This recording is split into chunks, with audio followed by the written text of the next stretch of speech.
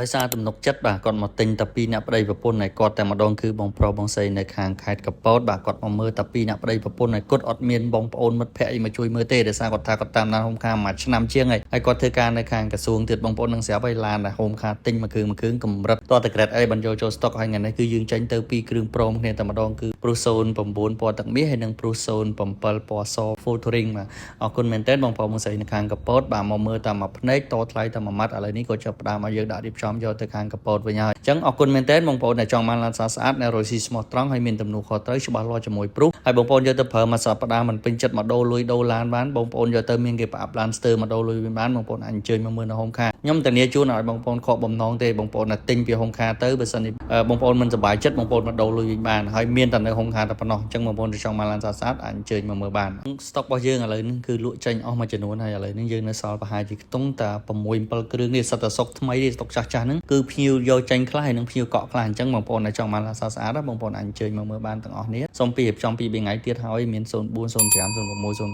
08 04 010